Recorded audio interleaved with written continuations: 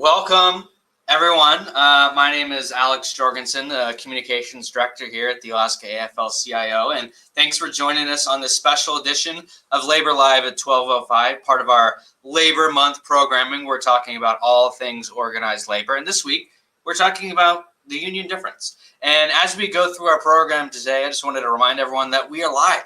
We're doing this right now in real time. So if you have a question, if you have a comment, or if you have an idea for a future episode of a Labor Live at 12:05, feel free to shoot us a comment or a question in the comment section, and we can bring that right into the program today. But today, I am very excited. We have a very special guest, a person that has a very special relationship with the Alaska AFL-CIO, Jim Raymond. He was the former president of NALC Local 4319, and we're very excited to have you here today. So, Jim, can you give us a little bit of a background on your labor history for our viewers? Sure. I started with the Postal Service back in August of 1983 and joined up right away. You know, the NALC is an open shop. It's the highest organized open shop union in the country. Over 93% of letter carriers openly join the union. So wow. I celebrated my 40 years. This is my 40th year continuous membership in the National Association of Letter Carriers.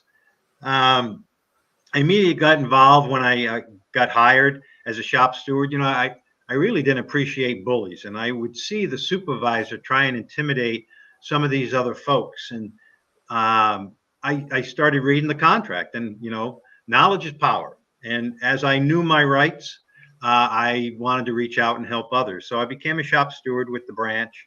I got more involved. You know, it's a great organization, I felt. So I got involved as a trustee.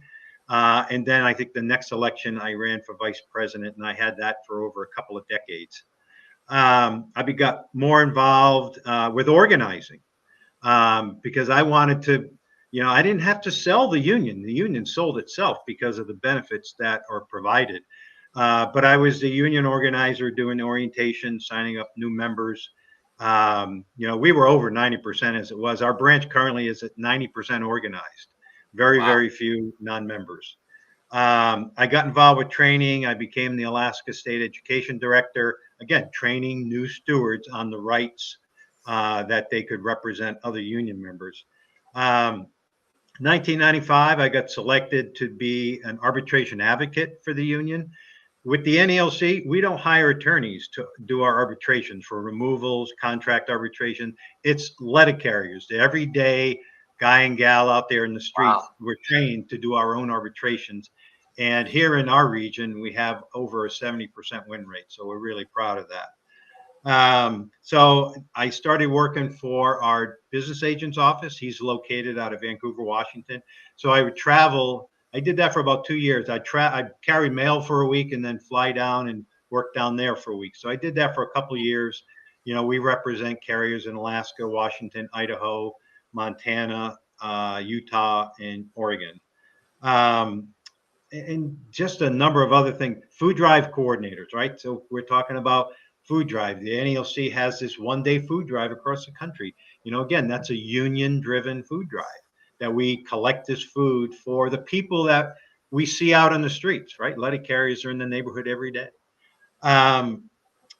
So then in July of 2009, I became the full-time branch president of our local union. And then shortly after that, I retired from the Postal Service in 2015, but I continued on as the full-time branch president here in Alaska. And now I currently, I retired at the end of December of 2021, but I still got my fingers working in the union as the retirement specialist for those 6 states. Yeah, you know, they say once union, always union. You can take the person out of the union, but you can't take the union out of the person. And I'm blown away by the 93% membership in an open shop. That's incredible. Yes. That's incredible. And, you know, us people that work, you know, at the AFL, you know, our job is to promote unions and what unions can bring to the table. We often talk about this thing called the union difference, what a union can provide for a worker compared to someone that's not in a union. And kind of with all of your experience working in the Postal Service and working in the union, what does the union difference mean to you? You know, I see and talk to, you know, many different people, and I hear about them working at their job. And in the private sector, things happen to people. You know, they're late to work, or maybe they're not as quick as they used to be, and the company just gets rid of them. They terminate them. It's Wow. like, what? You've been working for that company for how long? So I see the union difference as you have a say in your workplace. You have a say for dignity and respect.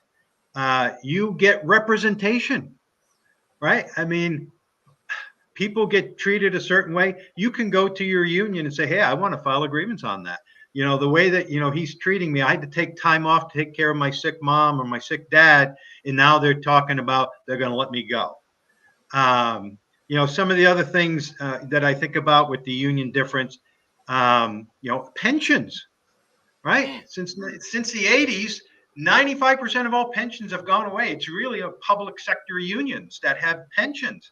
And I get a pension that helped me put food on the table and provide a good, lifestyle for my family. But not only that, but we get paid sick leave. My son works at a job. If he calls in sick, he doesn't get paid for that. And to myself, I'm like, wait a minute, I've only known that working in a union that you get paid sick leave or vacation time. I got 5 weeks of vacation time, working my job. These are all things that were negotiated on behalf of the union, so people could have a better workman's compensation. People come to work and you get hurt. Well, okay, you can't work anymore at the job. You're gone. It's not that way in a union environment if you've got good worker compensation regulations to help prevent you losing your job or the wages while you're recuperating. We got paid for uniform allowance, so I didn't have to go out and pay for my own uniforms. The company had to give me money so I can provide and wear the uniform that they wanted me to. So yeah, the union difference is definitely out there, and just I think the public knows that the union job is going to pay better. Well, yeah, because we have a voice in the workplace. We have that power, that we have a right to go and negotiate. What kind of a work style we're going to have. Yeah, and when we talk about the union difference, a lot of people that maybe aren't on board with the labor movement just yet, kind of their common complaint is we pay dues, right? I'm a member of UFCW. I pay a monthly dues assessment to my union that pays for a variety of different important services that I get in return. But kind of in your experience, does the cost of union dues, or actually more importantly, does the union difference outpace the cost that it takes to be a part of a union? Yeah, and so in conversations I've had with folks, they say, "What? You know what? You shouldn't have those health benefits." Why? No, well, I don't have them. Well, the conversation shouldn't be because I have it and you don't have it, then anybody shouldn't have it. It should be I have it and you should go out and you should get it too. Just because I have it doesn't mean I should get it taken away because you don't have it. That's crazy thinking to me. As far as the dues go, yeah, you're paying for a product, right? You can't go into the Alaska Athletic Club and start using their equipment and not pay to go in there and use it. They've got a pool, they've got a hot tub, they have equipment. You just can't go in and use it for free. What if you did that? You'd get thrown out. Same thing with car insurance, right? You have to pay for car insurance. You get into an accident, you don't go to Allstate saying, hey, I had an accident and you guys need to fix my car. They're going to look at you like you have 3 heads. With our dues, they pay for the benefit. We've got officers that are working on our behalf every day. They're planning for the next negotiations. Or with arbitrations, we have to pay, the arbitrator's fee. There's going to be some travel involved. Maybe advocates are flown to different states. Those are costs. But you know what? What would it cost me to go and hire an attorney if I get terminated from my job? Well, I can tell you, I've had members go to a local attorney and say, well, I got terminated and I want to file an EEO because they terminated me. Well, the attorneys in town want $10,000 up front.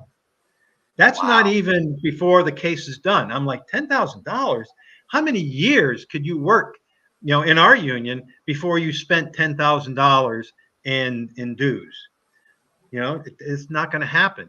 Right. The dues in our organization are voted on by the members.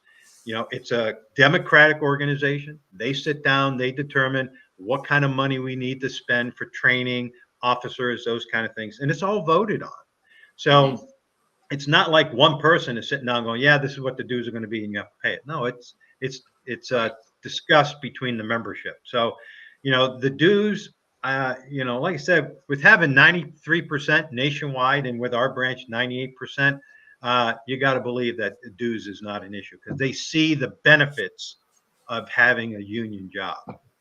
Yeah, well, I'm glad we can agree that the benefits of being in a union I mean, I don't think it's not even close to being equal to what the dues are. And really, the union dues is what provides the power to the union to have the resources to take on those negotiations, to take on unfair labor practices, and to take on the representation it takes to get our workers a good contract. So, Jim, thank you again for taking time out of your day to discuss, I think, a really important topic that I think more people need to know about, and that's the union difference. So I'm looking forward to further examining this union difference and really what it means over the course of Labor Month. And thanks for kind of shedding some of your wisdom that you've gained over the course in your union career. Absolutely. Really appreciate the Alaska AFL-CIO and the great job you do for organized labor up here in Alaska. Awesome. Well, thanks again, Jim. Well, that is our Labor Live program today. Thanks again for joining us. And we'll be back next week with a special speaker talking about how there's been this kind of broader attack on working families over the course of the past few decades. So definitely tune in next week, next Thursday at the same time, 12:05. Have a great day, guys.